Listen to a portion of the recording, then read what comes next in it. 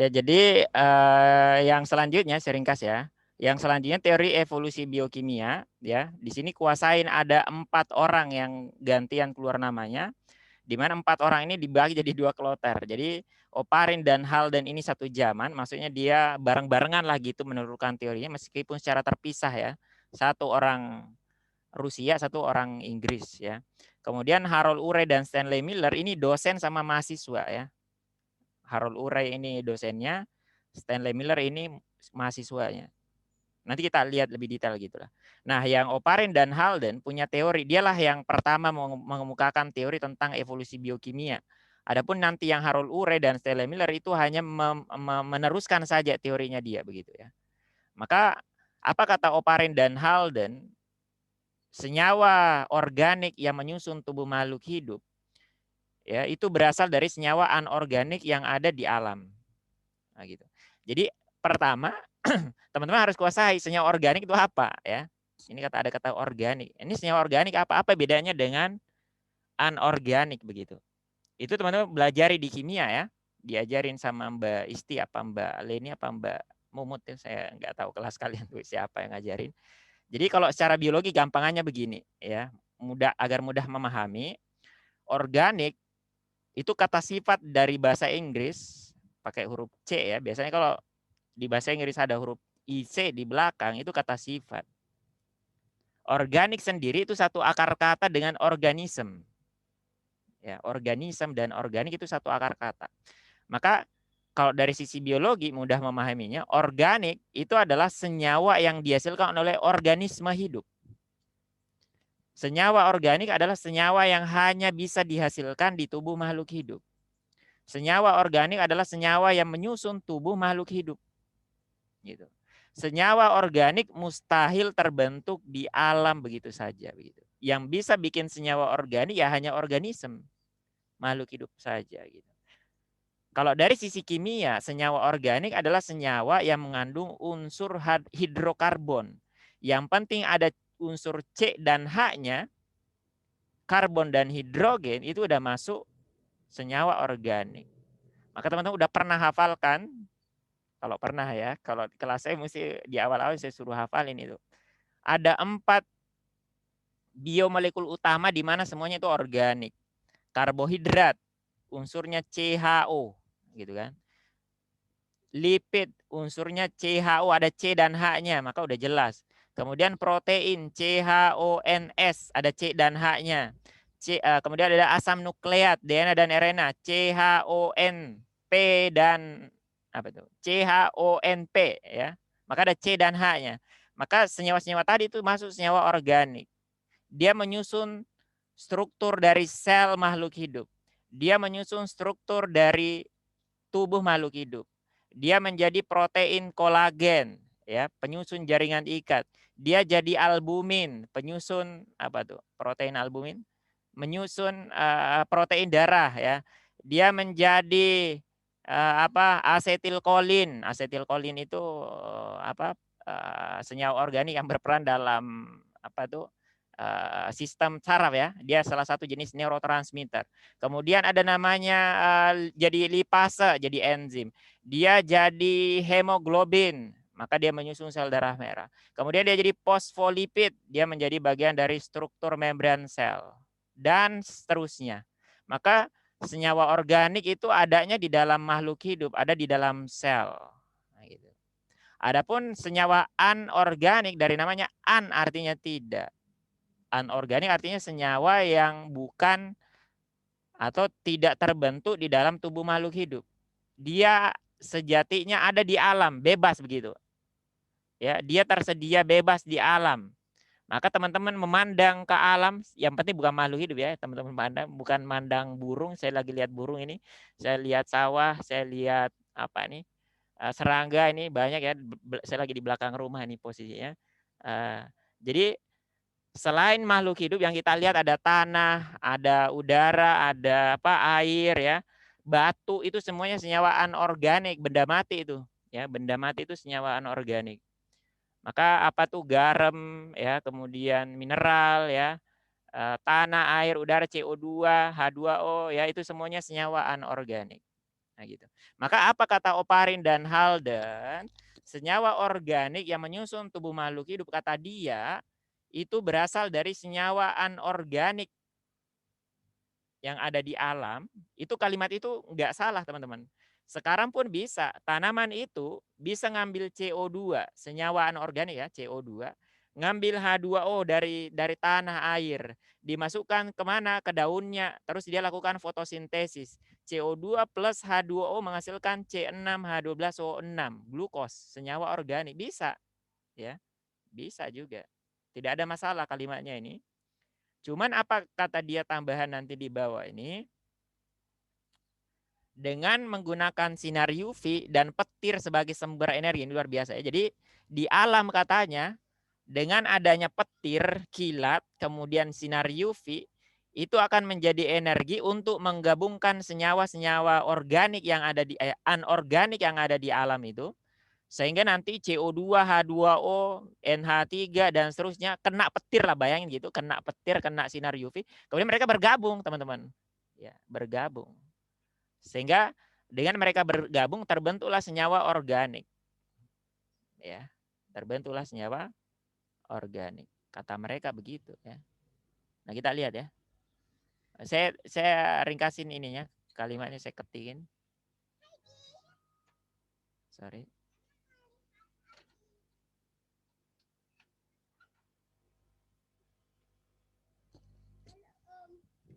Nah, terus sorry, saya punya banyak fans di sini ya.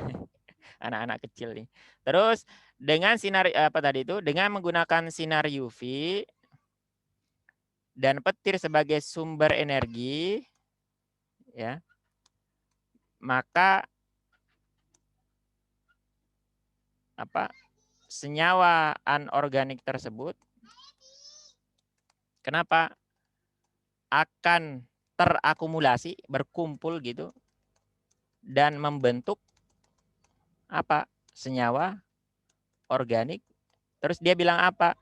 Yang akan mengendap di dasar lautan, mengendap di dasar lautan. Ada yang tahu apa namanya, teman-teman? Mengendap di dasar lautan, apa nama senyawa yang disebutkan oleh Oparin dan Halden? Senyawa organik itu ketika mengendap di lautan jadi apa namanya? Istilahnya terkenal banget tuh. Ada yang tahu? Ada yang diajarin di sekolah? Halo?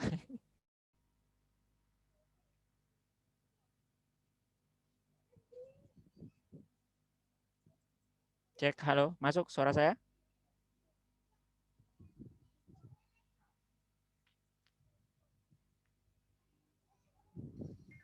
Masuk. Oke, thank you. Ya kita lanjutin ya, ringkas-ringkas. Sorry, ini sepertinya sinyal saya sangat bermasalah hari ini. Mungkin harus ganti kartu apa gimana nih. Merekam nggak sih ini? Coba sebentar saya lihat ya. Kayaknya masih rekam. Oh masih ya teman-teman. Oke, saya ringkasin kalimat saya biar nggak terlalu panjang ini ngomongnya.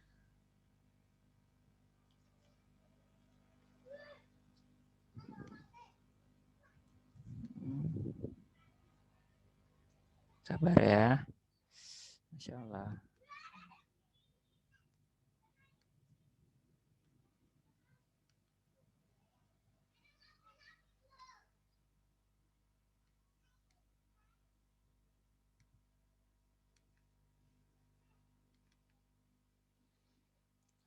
Ini tadi mengendap di dasar lautan. Ya, bayangin tuh dari udara ya. Biasa kalimatnya tuh biasanya tuh jadi di udara itu ada banyak senyawa anorganik ya.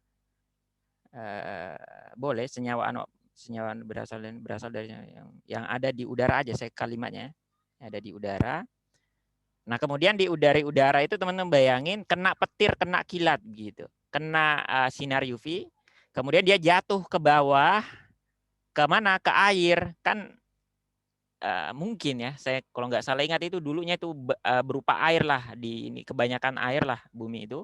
Maka kemudian dia mengendap di dasar lautan, membentuk namanya apa? Membentuk senyawa mengendap di lautan, disebut dengan istilah 10 menit terakhir ya kita nih. Dan disebut sup. Ada yang tahu sup apa? Sup. Sup. Primordial soup bukan, Mas. Oh iya, betul. Itu yang saya pengen. Sup primordial. Apa tuh? Bahasa Indonesianya apa nih? Sup purba. Sop purba. Ini sop apa nih? Sop itu beneran sop loh, maksudnya kita masakan sup ayam, sup hati, sup daging, itu sop beneran ini maksudnya ya. Jadi karena panas begitu ya. Jadi ada senyawa organik baru dimatengin, dipanasin gitulah. Kena petir dan apa tadi itu panas jadi panas begitu. Jadi kayak sop ya. Disebut sop apa? Sup primordial atau sup apa sup sih? Siapa yang kuat bahasa Indonesianya? Ini sup apa sop? Sop. Yang baku itu sop apa sup? Apa dua-duanya baku? Yang primordial itu tulisannya ada unnya. Sop. Yang mana? Sop. Oh, bahasa Inggrisnya. Oke. Yang awal. Iya. Sop. Oh, atau jangan-jangan primordial soup kalau bahasa Inggris? Iya, emang primordial soup. Aku kan bilang primordial soup. Oke. Mas Mono. Nggak usah pakai urat. Oke, betul. Primordial soup atau sup kok baku? Sup purba. Bakunya sup, Mas. Sup. Emang gitu. Sup bakunya. Ini itu tulisannya bahasa Indonesianya bakunya sup. Sup. SUP. Betul ya? Sup purba gini. Oh, sup purba. Oke. Saya dibenerin kalau salah. Saya juga bahasanya jelek bahasa Indonesia. Kurang lebih gitulah ya. Terbentuk sup purba. Kemudian dia nanti katanya itu sup purba itu dia akan membentuk sel pertama. Sel pertama, di mana sel pertama ini berupa organisme heterotrof. Gitu. Ringkasnya begitu. Diingat-ingat kata oparin, kata Haldan, makhluk hidup pertama yang terbentuk itu bukan autotrof, ya, heterotrof.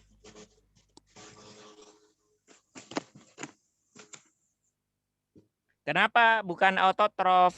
Karena kalau autotrof itu butuh oksigen, karena butuh fotosintesis. Sementara kata oparin, ya, kenapa kata oparin? Saya tambahkan yang terakhir ya. Organisme pertama itu mustahil katanya. Organisme pertama itu mustahil autotrof. Kenapa? Autotrof butuh oksigen. Ya. Apa? Kok butuh oksigen?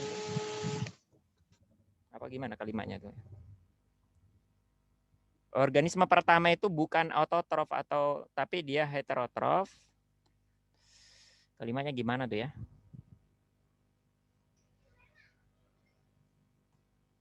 Apa hubungannya? Saya sedikit sulit menghubungkannya, coba ya. Siapa tahu saya dapat nalarnya nanti. Intinya tuh menurut Oparan dan Haldan ini pada awal kehidupan di bumi,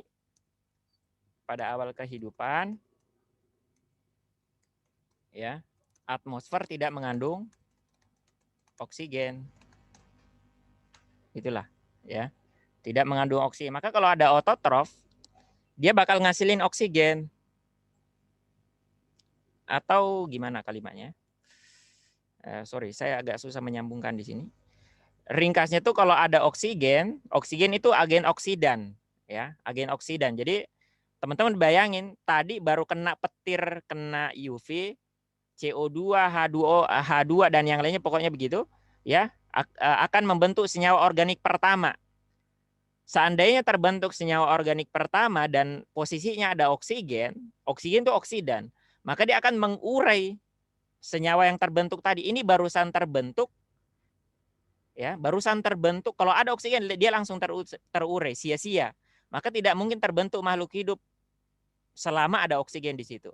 Tidak mungkin akan terbentuk makhluk hidup pertama, atau tidak mungkin atau mustahil terbentuk senyawa organik pertama kalau ada oksigen, karena oksigen itu oksidan, dia akan mengoksidasi istilahnya. Kalau teman-teman pernah makan buah, mangga dan yang lainnya, teman-teman kupas, ya, teman-teman kupas. Kalau teman-teman nggak langsung makan, maka permukaan dari buah itu langsung gelap atau akan jadi gelap gitu. Itu istilahnya teroksidasi, karena dia dioksidasi itu semacam jadi penguraian ya secara perlahan oleh oksigen gitu. Maka mustahil dia mengandung oksigen. Kurang lebih begitu ya gambarannya oparin dan haldan. Kita akhiri dengan Stanley dan Miller ringkas. Yang terakhir ini gambarnya ini dia. Saya pindah ke sebelah karena nggak muat ini gambarnya.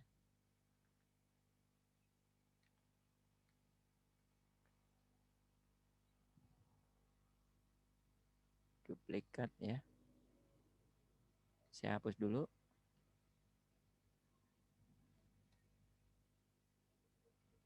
Nah, ini.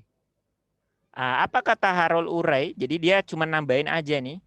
Jadi Harold Urey ini dosennya ya. Dia nambahin sedikit teorinya. Kalau Stanley Miller dia melakukan percobaan yang pakai tabung sebelah kanan nih teman-teman lihat ya. Jadi yang lakukan percobaan atau eksperimen yang Stanley Miller. Adapun Harold Urey gurunya ini, dosennya ini, dia nambahin sedikit. Dia merinci apa senyawa anorganik yang ada di udara tadi. Dia merinci, ya. Maka menurut si Harold Urey ini, menurut Harold Urey, ada yang saya baca di buku tuh Harold Urey, ya. Kandungan kandungan senyawa di atmosfer bumi di awal kehidupan atau di sebelum ada kehidupan,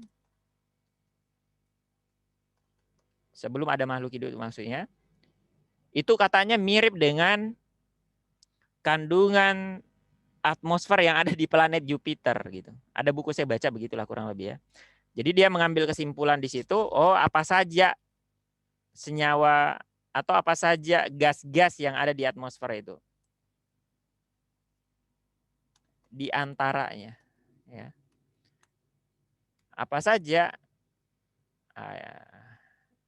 ya di sana ada H+ atau hidrogen ya. Gimana tuh? H+ ini. Atau H2 ya, ring. Terus apa lagi itu? CH4 metana. Ya, ahli kimia. Saya lupa ada orang Indonesia kimia di sini. CH4. Apa? Masih mau. Metana. Hidrogen, betul. Saya kasih bahasa Indonesia ini. Terus metana, terus apa tadi? Ada yang hafal tadi? H2O. H2O, oke. H2O. Terus satu lagi. NH3. NH3 itu apa? Amonia, oke. Amonia, oke. Keren. Amonia. Maka ada 4 nih teman-teman. Jadi siapa yang merinci ini? Harold Urey. Ya, Harold Urey. Ya, jadi kenapa Harold Urey memilih 4 senyawa ini? Ya karena ilmunya dia tahu. Seperti juga pengetahuan kita, ya. Senyawa organik itu ada 4 yang penting ya. Karbohidrat, protein, lipid, dan asam nukleat. Gitu kan. Dari 4 senyawa organik tadi ada 4 unsur utamanya juga. Ada unsur C, karbon, H, hidrogen, O, oksigen, dan N, nitrogen. Maka harus ada 4 huruf ini, CHON, gitu di atmosfer, gitu kan. Maka dia bikin 4 itu harus ada huruf H-nya nih, hidrogen, C-nya diwakili oleh metana, ya, oksigennya diwakili oleh air, ya, kemudian nitrogennya diwakili oleh amonia nih. Ya. Jadi dia memilih 4 senyawa ini berdasarkan ilmu biokimia atau ilmu kimia begitu. Bukan karena apa ya? Bukan karena eksperimen, maksudnya bukan karena dia atau bukan karena yang sebenarnya begitu, belum tentu teorinya ini benar gitu loh. Maksudnya dia bikin ini cuman pengen ngarahin kita bahwasanya teori ini benar gitu ya. Apa sih bahasa ininya? Bahasa ininya.